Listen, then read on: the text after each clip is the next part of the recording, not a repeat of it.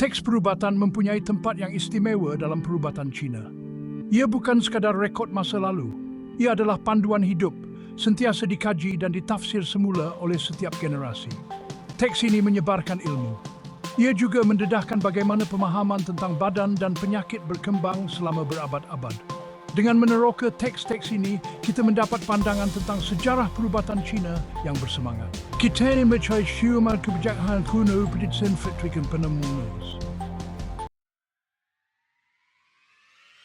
Dinasti Song yang berlangsung dari tahun 960 hingga 1279 adalah salah satu tempoh yang paling penting dalam sejarah Cina.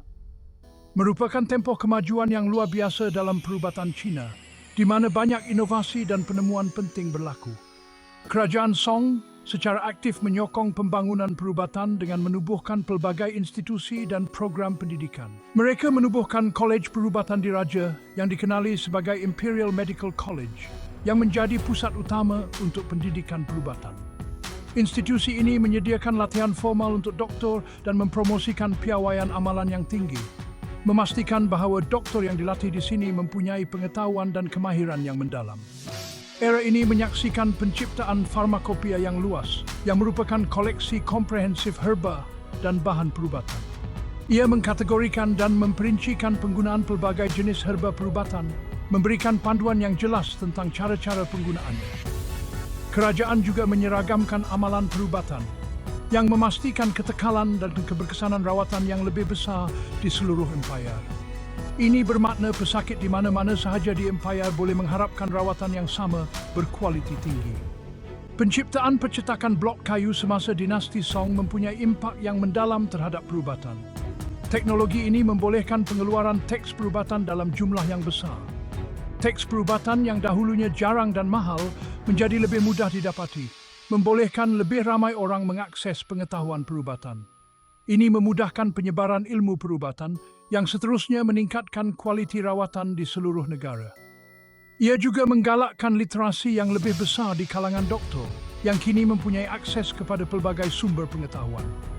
Tempoh ini menyaksikan kemunculan teks perubatan yang berpengaruh seperti garis besar preskripsi dari Kabinet Jade yang menjadi rujukan utama bagi doktor. Buku ini yang disusun atas titah diraja menjadi asas amalan perubatan Cina selama berabad-abad. Ia mengandungi pelbagai preskripsi dan panduan rawatan yang digunakan secara meluas. Selain itu, dinasti Song juga menyaksikan perkembangan dalam bidang lain seperti astronomi, matematik, dan teknologi. Semua ini menyumbang kepada kemajuan keseluruhan masyarakat Cina pada masa itu. Inovasi dalam bidang-bidang ini membantu memperkukuhkan kedudukan dinasti Song sebagai salah satu tamadun yang paling maju pada zamannya. Keseluruhannya, tempoh dinasti Song adalah masa yang penuh dengan kemajuan dan inovasi yang meninggalkan warisan yang berkekalan dalam sejarah Cina. Warisan ini terus dihargai dan dipelajari hingga ke hari ini, menunjukkan betapa pentingnya tempoh ini dalam membentuk peradaban Cina. Dengan memahami sejarah dan pencapaian dinasti Song, kita dapat menghargai sumbangan mereka kepada dunia perubatan dan ilmu pengetahuan. Dinasti Song bukan sahaja membawa kemajuan dalam perubatan, tetapi juga dalam bidang yang terus mempengaruhi kehidupan rakyat sehari-hari. Oleh itu, tempoh ini adalah salah satu yang paling penting dan berpengaruh dalam sejarah Cina, meninggal kesan yang mendalam dan berkekalan. Penekanan dinasti Song terhadap pendidikan, penyeragaman, dan penyebaran ilmu meletakkan asas yang kukuh untuk perkembangan perubatan Cina selanjutnya. Warisan Song melangkaui zamannya.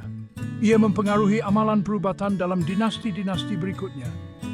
Teks perubatan yang komprehensif dan penekanan terhadap pendidikan perubatan formal mewujudkan rangka kerja yang kukuh. Rangka ini membolehkan jiji kandis under pengembangan saya dan metodologi sund disegond.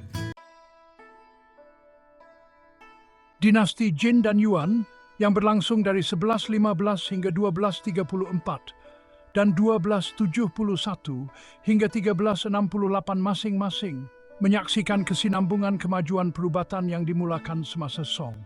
Dinasti Song telah meletakkan asas yang kukuh untuk perkembangan perubatan dan dinasti-dinasti berikutnya membina di atas asas ini. Walaupun pergolakan politik pada masa itu, ilmu perubatan terus berkembang. Para tabib dan pengamal perubatan tidak terhenti dalam usaha mereka untuk memahami dan merawat penyakit. Penggabungan pelbagai tradisi perubatan, terutamanya dari utara dan barat, memperkayakan perubatan Cina. Herba-herba dari pelbagai wilayah digabungkan untuk mencipta rawatan yang lebih berkesan. Pandangan baharu tentang penyakit dan rawatan muncul daripada pertukaran budaya yang dipupuk semasa dinasti-dinasti ini. Pertukaran idea antara sarjana dan pengamal perubatan membawa kepada inovasi dalam teori dan amalan perubatan. Tempoh ini juga menyaksikan penyempurnaan teknik akupunktur. Akupunktur yang telah lama menjadi sebahagian daripada perubatan Cina diperhalusi dan diperbaiki, menjadikannya lebih berkesan dalam merawat pelbagai penyakit. Penulisan dan ilustrasi teks perubatan juga berkembang pesat dengan banyak manuskrip baru yang dihasilkan. Alat-alat perubatan yang digunakan pada masa itu juga menunjukkan kemajuan teknologi yang signifikan.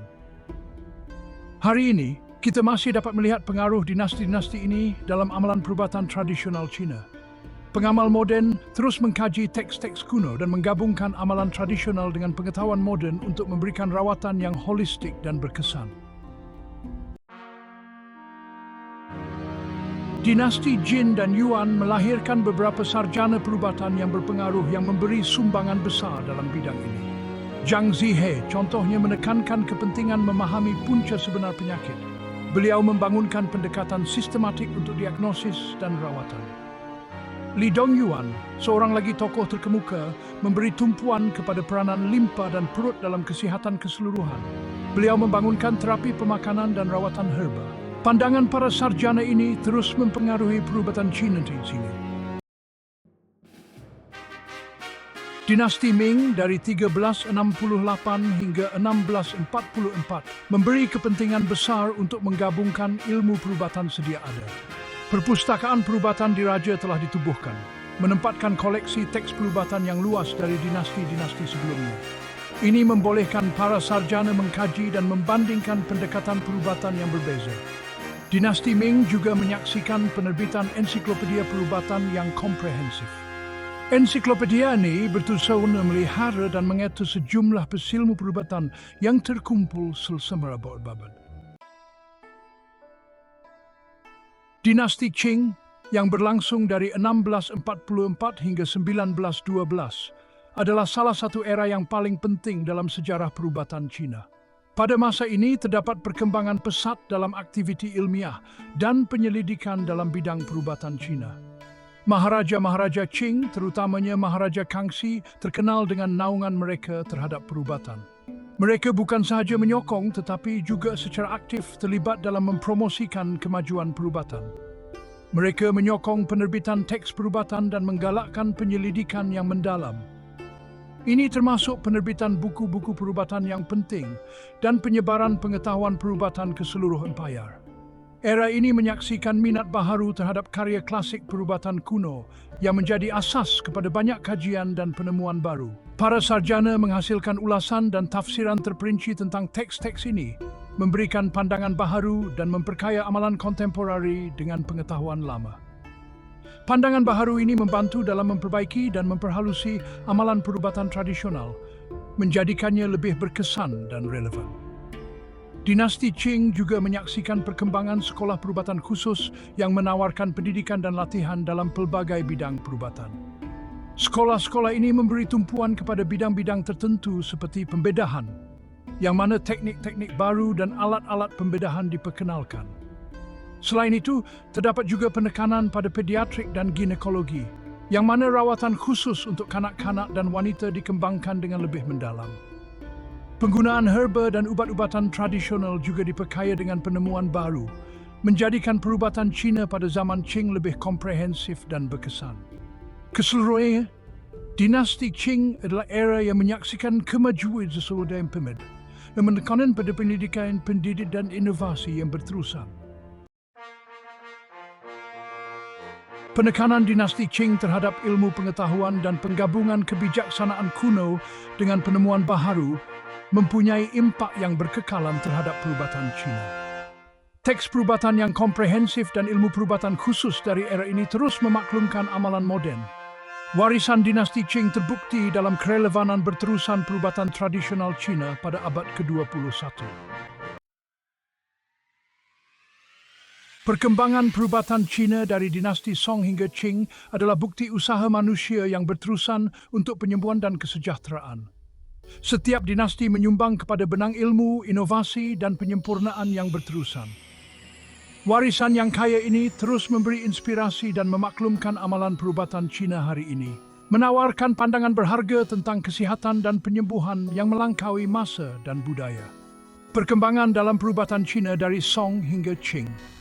Pengenalan apabila pengamal perubatan Cina melihat kepada kesusastraan pramoden untuk mendapatkan pandangan dan inspirasi, kita mendapat pelbagai jenis maklumat dalam tulisan setiap era.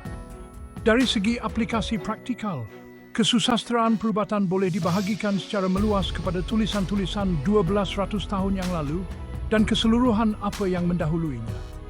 Kami biasanya merujuk kepada korpus tulisan-tulisan terdahulu ini untuk mendalami pemahaman kami tentang konsep perubatan Cina yang lebih besar. Kita boleh membaca klasik dalaman Maharaja Kuning di Han Timur 267-225 Selepas ini, untuk perspektif kontekstual yang segar mengenai kes yang berbeza. Tetapi sebagai peristirahat kami tidak mengharapkan untuk mendapatkan protokol rawatan khusus dalam klasik dalaman yang akan menyelesaikan teka-teki klinikal tertentu.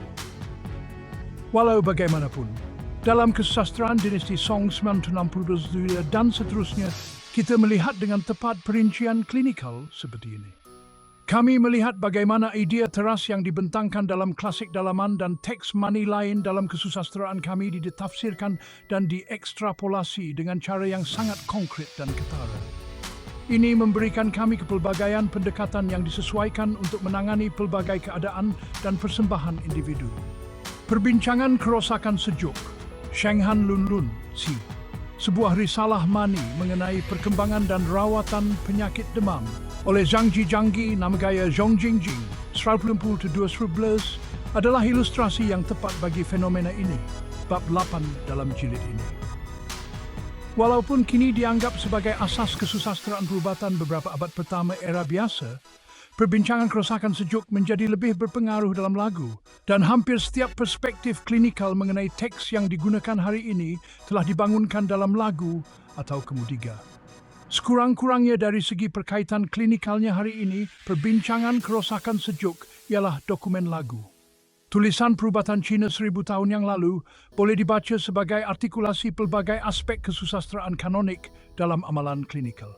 Bab ini akan memberikan gambaran keseluruhan tentang beberapa peristiwa penting dalam pembangunan badan pengetahuan itu dan keadaan yang menghasilkannya. Dinasti Song.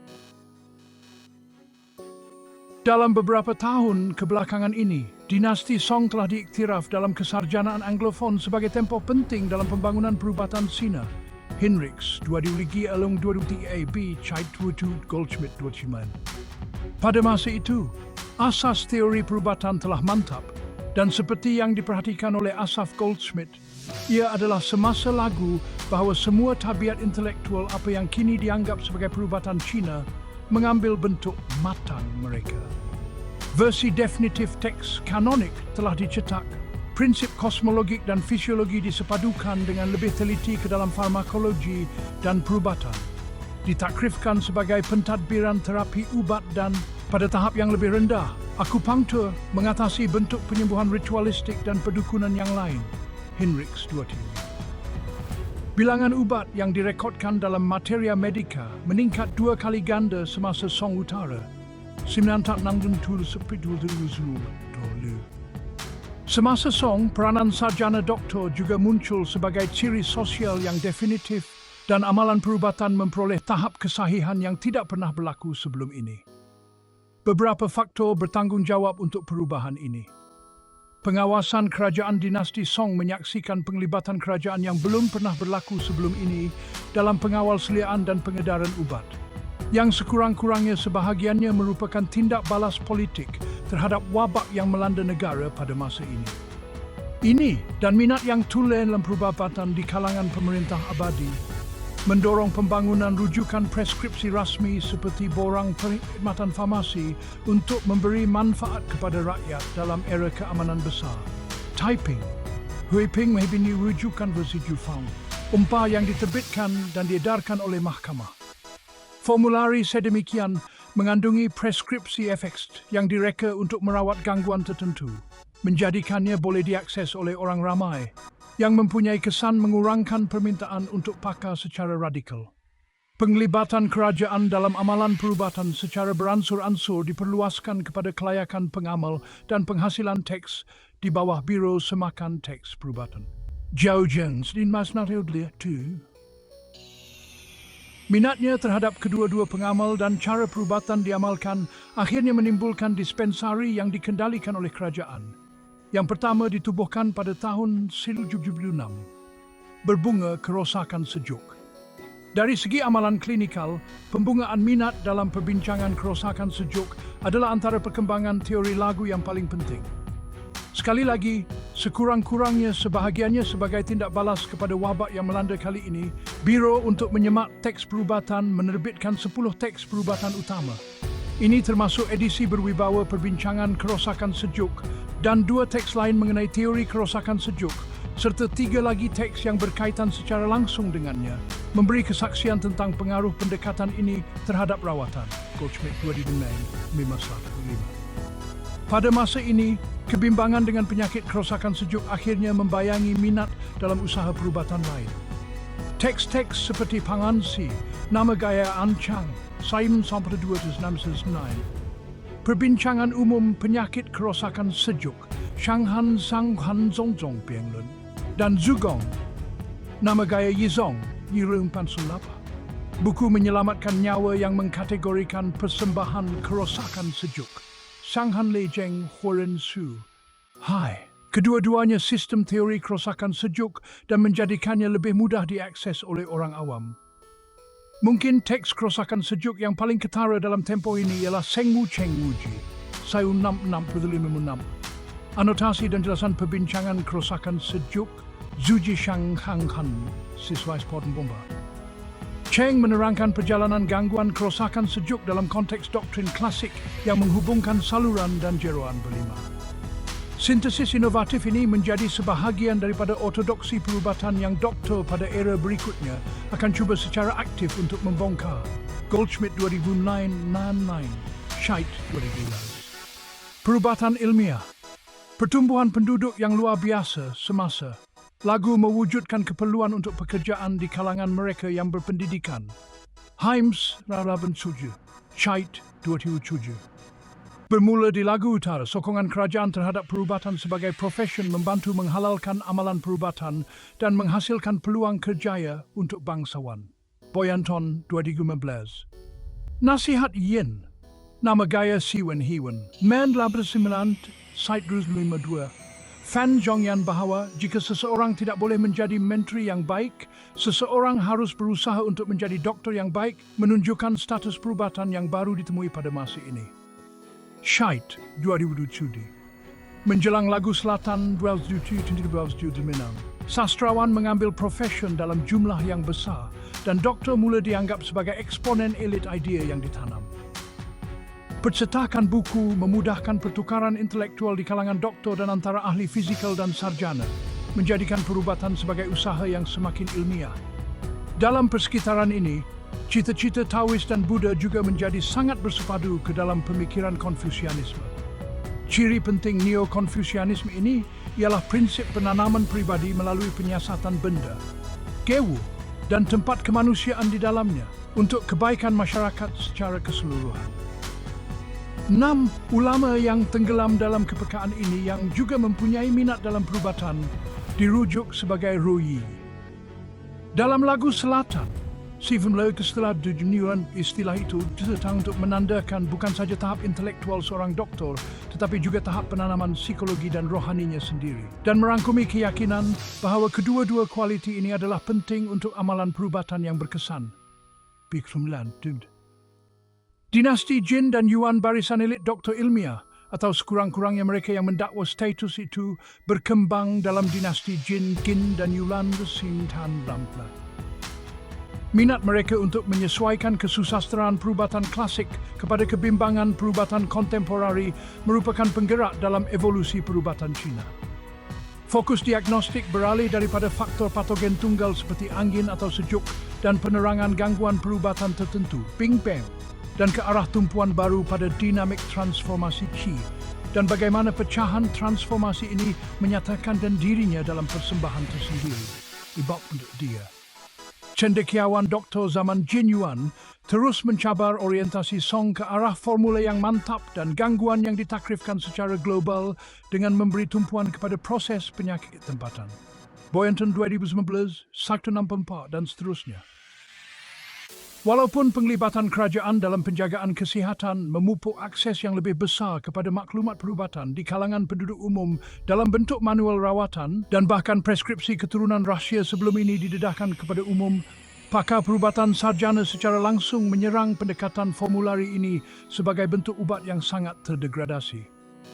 Dari perspektif mereka, mentadbir efek set formulae berdasarkan pengenalpastian penyakit pesakit adalah tidak berguna.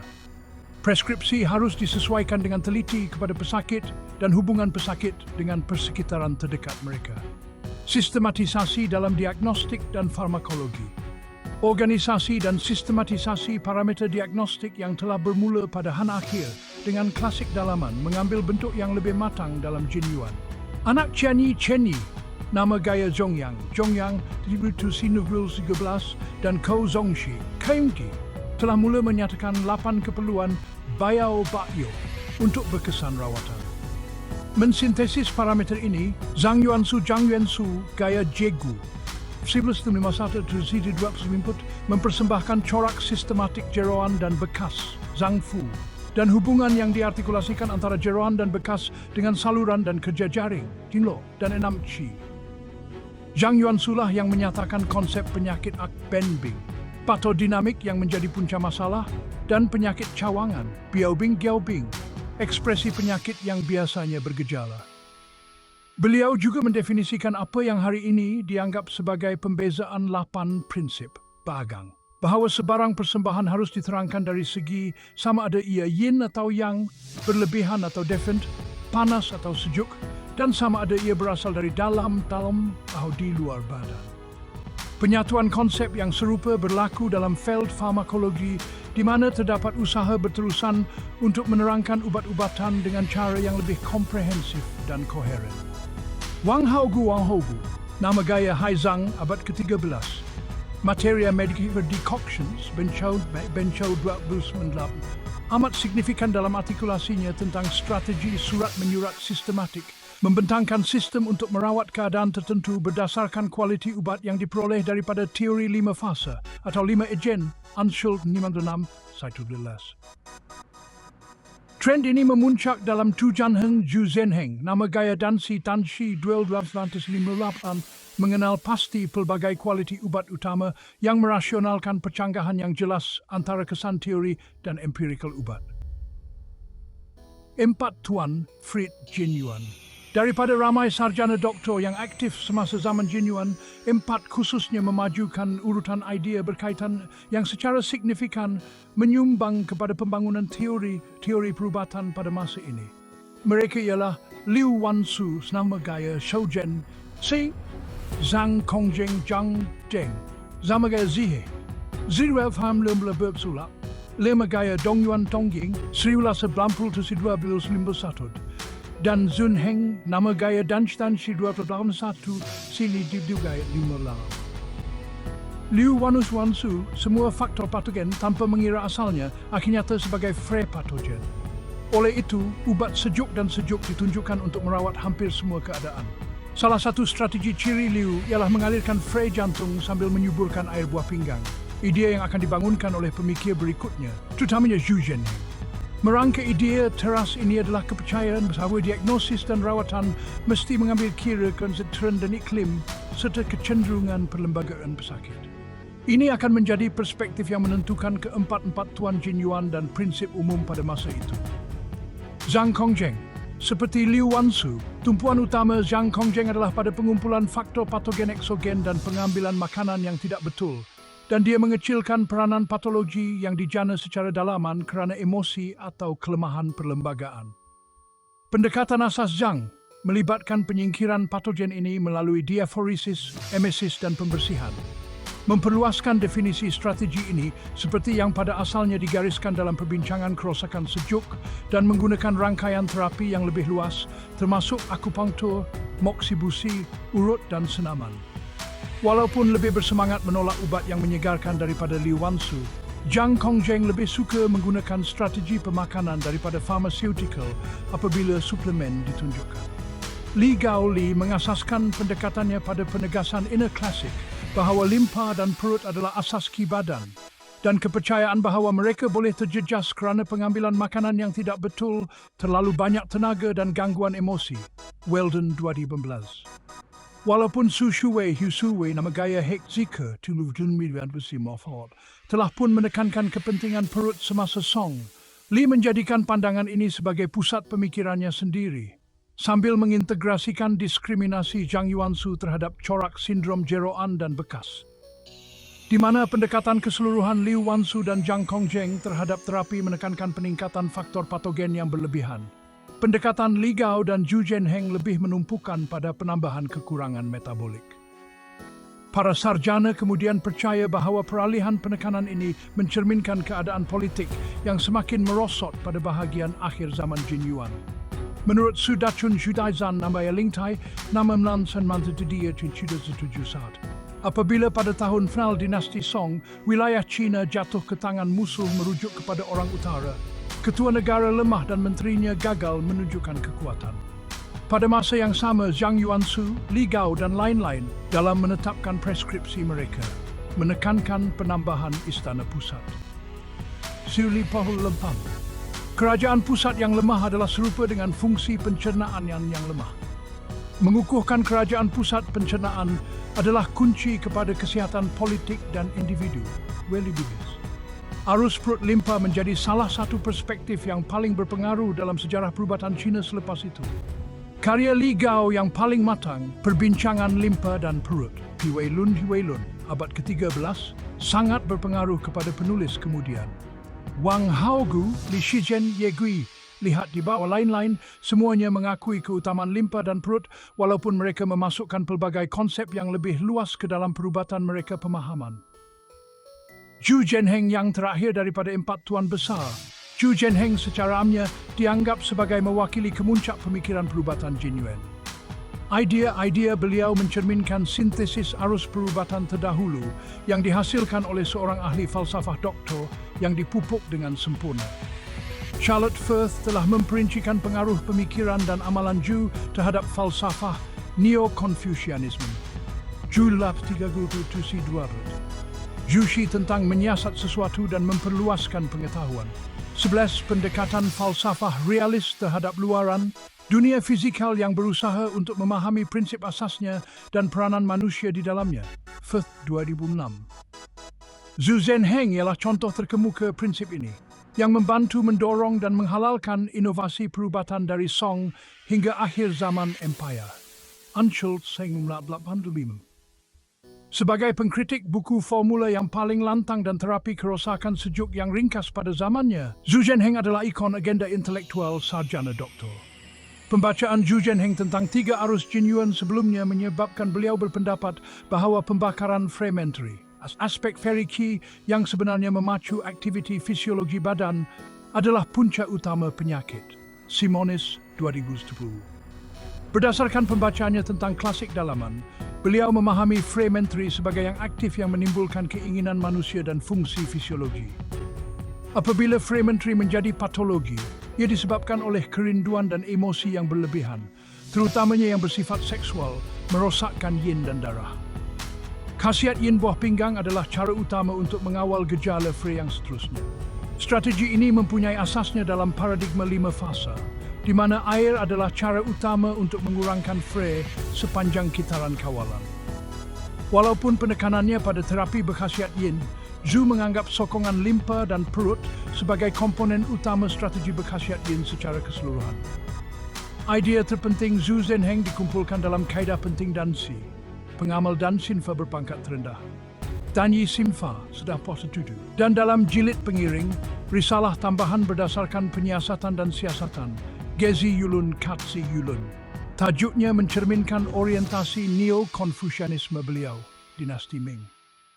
Menjelang dinasti Ming, di Brigade 6 terdinas Portumpat, semua doktor terkenal dianggap sebagai sarjana doktor, walaupun profesion itu masih sangat tidak dikawal selia. Sehingga agak mudah untuk membuat dakwaan bahawa seseorang itu adalah seorang doktor dan oleh itu ia kekal sebagai jalan kecil. Namun begitu, perubatan telah menjadi cara kemajuan sosial yang mantap. Sejarah keluarga Li Shizhen berlima belah antara figures paling ikonik dalam sejarah perubatan Cina adalah simbol perkembangan sedemikian. Datuk Li ialah seorang doktor loceng keliling, seorang pengamal perubatan berpangkat terendah.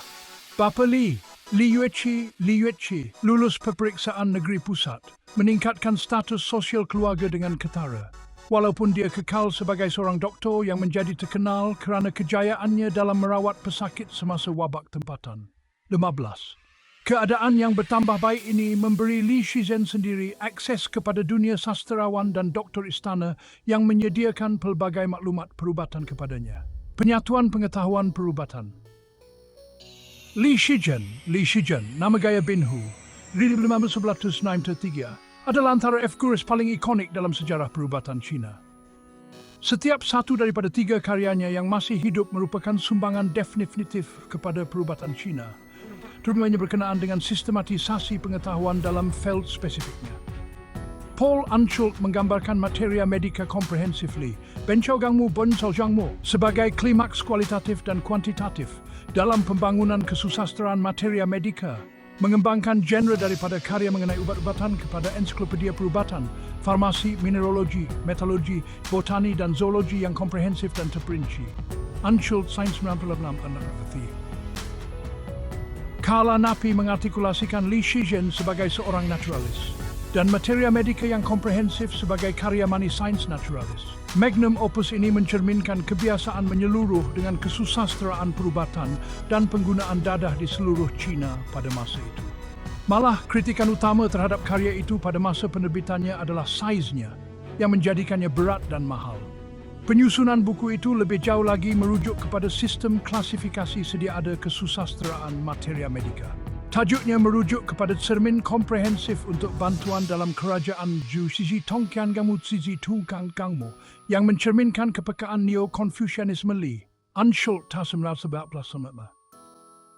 Karya Li dibahagikan kepada monograf individu yang dipanggil Gangkam dan kriteria untuk susunan dalaman dalam monograf dirujuk sebagai Mu, katalog hierarki.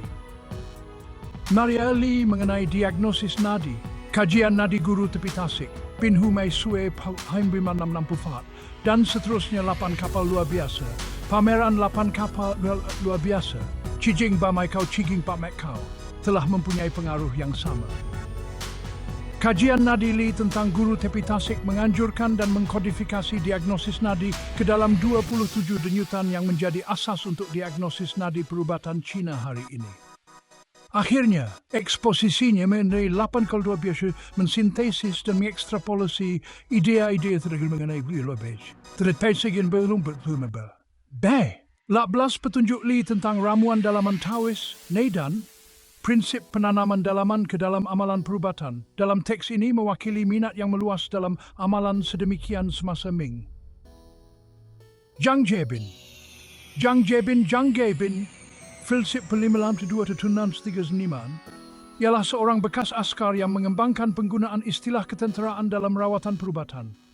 Dia membentangkan perspektif yang berlawanan dengan premis Liu Wansu dan Zhu Zhenheng bahawa lebihan yang adalah sumber utama penyakit.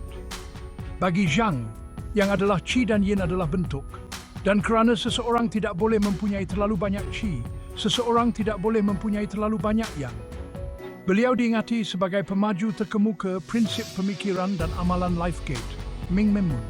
Dia memahami gerbang kehidupan sebagai manifestasi Yin dan Yang primordial, Yuan Yen Yin Yao, yang berada di antara buah pinggang.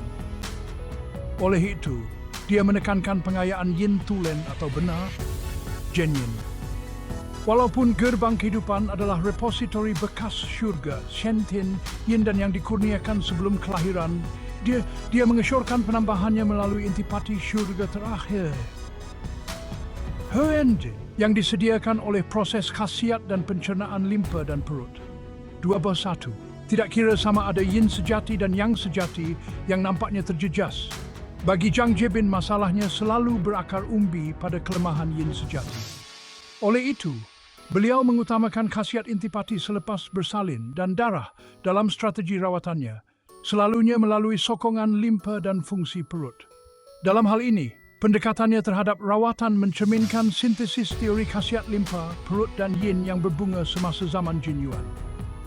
Pengkategorian klasik Zhang, Lei Jingling 6624, adalah antara yang paling koheren dan teratur daripada ulasan yang masih ada mengenai klasik dalaman. Ia dan tulisan-tulisan Zhang yang lain yang paling penting telah diantologi dalam karya lengkap Jingyu, Jingyu Quanshu Jingye Chenshu, Situn Nampak. Dinasti Qing Qing, Sin 644 Sintu 19 ditandai dengan konservatisme politik dan ideologi yang melahirkan gerakan kesarjanaan bukti. Pemerik semula sumber-sumber klasifikasi berdasarkan prinsip bahawa ia adalah asas yang lebih boleh dipercayai untuk penyelesaian masa kini daripada idea-idea yang lebih moden. Anshult 1947 maupun lain. Penyokongnya berhujah bahawa teks-teks terdahulu ini belum lagi dirosakkan oleh prinsip Taois dan Buddha yang menjadi ciri Song Neo-Confucianisme. Pengenalan sains barat pada masa ini hampir pasti menyemarakkan pergerakan kesarjanaan bukti dengan menyediakan pelbagai model siasatan yang dalam banyak kes mempunyai ketepatan ramalan yang jauh lebih besar daripada struktur yang syarat dengan teori pada masa lalu. Dalam bidang perubatan, ini dimainkan sebagai pencarian untuk pemahaman sebenar sumber klasik, pencarian yang terikat dengan idea bahawa kebijaksanaan mesti didedahkan melalui pemerhatian ditambah dengan introspeksi. Mereka yang terlibat dalam kesarjanaan bukti bukan sahaja mengarahkan minat perubatan daripada tulisan bijak zaman dahulu, tetapi juga lebih menumpukan pada pengalaman doktor individu di persekitaran tempatan mereka. Trend ini tertumpu kepada doktor di Jiangnan, terutamanya di dalam dan sekitar Suzhou, memupuk penciptaan tradisi perubatan selatan yang unik sesuai dengan Qi tempatan, yang menganugerahkan penduduk tempatan dengan perlembagaan yang lebih masyhur daripada rakan sejawat utara mereka. Sekali lagi, pendekatan baru untuk pembelajaran perubatan memupuk pelbagaian idea yang terikat dengan sarjana individu. Namun, kerana tiada satu pun daripada arus ini telah menjadi begitu dominan untuk mencapai kuasa doktrin, mereka akhirnya dikenal pasti sebagai sebahagian daripada masalah. Anshul 1985. Kemajmukan ini memberi inspirasi kepada usaha dalam komuniti penulis untuk mentakrifkan semula ortodoksi perubatan dalam teks-teks seperti bacaan penting daripada keturunan perubatan ortodoks, Izong Bidu Izong Pitu, dan cermin emas keturunan perubatan, Izong Jinjian, Izong Qinggan, yang berusaha untuk mengenal pasti perubatan dari segi kesusastraan kanonik 22. Pelbagai pendekatan individu untuk pembelajaran bagaimanapun disahkan oleh perwakilannya dalam tajaan Kerajaan Antologi Pengetahuan Cina, koleksi lengkap 4 perbendaharaan, Siku Chenshu, Soviet Jukia. Sebilangan doktor bagaimanapun membezakan diri mereka sebagai sintesis kedua-dua trend intelektual ini. Sintesis Yegi Yekwe, nama gaya Tianxi, Sirim 667 Sidud Spotanam, ialah doktor yang paling berpengaruh pada zaman Qing, 1944-1913. Sebagai tambahan kepada sumbangan utamanya kepada teori dan amalan penyakit hangat, ia terkenal sebagai sintesis virtuoso dan penyepadu hampir semua teori perubatan yang mendahuluinya, dengan mahir menyesuaikan pelbagai pendekatan dan teknik kepada tuntutan masa ini. Ia sendiri dikreditkan dengan menulis sangat sedikit dan orientasi klinikal sumbangan ia terbukti dalam rekod kes yang dikaitkan dengannya yang dikumpulkan oleh pelajarnya. Rekod kes ye, terutamanya panduan rekod kes untuk persembahan klinikal, Linzeng Jinan Yian Jinam Yi 6, menjadi sangat popular selepas kematiannya. Walaupun pada hakikatnya dia bukan daripada kelas ilmiah, keluarga ye sendiri berusaha untuk meletakkannya bukan sebagai inovator, tetapi sebagai contoh cendekiawan doktor yang mendalami kesusastraan zaman dahulu. Hansen 1902. Antara sumbangan ye yang paling ketara kepada amalan perubatan Cina ialah penekanannya yang jelas pada strategi rawatan, FAFA, yang boleh disesuaikan secara fleksibel dan bukannya pada fixed formula. Keistimewaan metodologi ke atas diagnosis yang dipelopori oleh Yu Chang, nama gaya Jiayan 1985-1964, adalah lanjutan logik daripada hubungan ilmiah dengan dinamik penyakit tertentu yang hadir dalam pesakit individu. Walaupun ia memerlukan pemahaman yang komprehensif tentang spektrum penuh teori perubatan Cina, ia membolehkan preskripsi herba yang disesuaikan dengan teliti. Walaupun pengaruh yang lebih umum terhadap amalan perubatan ini, Ye Gui terkenal di Barat kerana peranannya dalam pembangunan teori penyakit hangat. Penyakit panas. Peranan haba sebagai punca penyakit berjangkit telah menjadi topik perbincangan sejak istilah penyakit panas, Wenbing, pertama disebut dalam klasik dalaman, sama ada pelbagai gangguan demam permulaan akut atau sebagai jenis tertentu kerosakan sejuk. Berdasarkan penekanan Liu Wansu terhadap Frey sebagai faktor patogen yang lebih dominan daripada sejuk, Wu Yoxi, Yoke, Sinu 1982-9652, berpendapat bahawa wabak demam Wenyi adalah disebabkan oleh qi perosak yang bersifat panas, mewujudkan asas konseptual untuk terapi penyakit hangat. Dari abad ke-17 hingga ke-19, teori penyakit panas dibangunkan sebagai metodologi yang berbeza daripada terapi kerosakan sejuk, Hansen 2017-2004. Walaupun arus penyakit panas biasanya diletakkan sebagai tindak balas kepada kegagalan terapi kerosakan sejuk, konsep penyakit hangat adalah dari segi sejarah dan konseptual lanjutan logik arus kerosakan sejuk, prinsip-prinsip yang didasarkan pada perbincangan mengenai kerosakan sejuk. Begitu juga, pembangunan strategi baharu Ye untuk merawat penyakit hangat tidak dapat dinafikan inovatif. Namun jelas bahawa pemikirannya berakar umbi dalam kepekaan berorientasikan klasik sarjana doktor. Satu teks yang mungkin ditulis sendiri oleh Ye Gui, Wacana Penyakit Hangat, Wenren Wenyedlun, Simitu 2, mensistematisasikan perkembangan haba patogen ke dalam badan melalui 4 lapisan: pertahanan, qi, nutrisi dan darah. Dalam struktur teori ini, teks ini terutamanya mementingkan dirinya dengan praktikal diagnosis pembezaran dan strategi rawatan. Ia ditulis dengan jelas sebagai pelengkap kepada perbincangan mengenai kerosakan sejuk dan menggunakan banyak idea dan terapinya. 24. Sebahagian besar rekod kes Ye berdasarkan presentasi klinikal dikhaskan untuk rawatan corak penyakit hangat, memberikan contoh konkret bagaimana Ye menggunakan rangka kerja terapeutik yang dibentangkan dalam wacananya.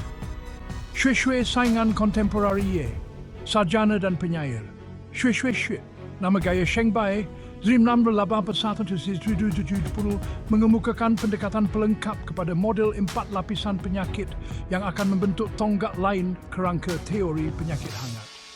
Shui dikreditkan dengan membangunkan model penyakit three burner, yang paling menyeluruh yang membahagikan lokasi faktor patogen kepada bahagian atas, tengah dan bawah badan, kira-kira toraks, epigastrium dan perut bawah.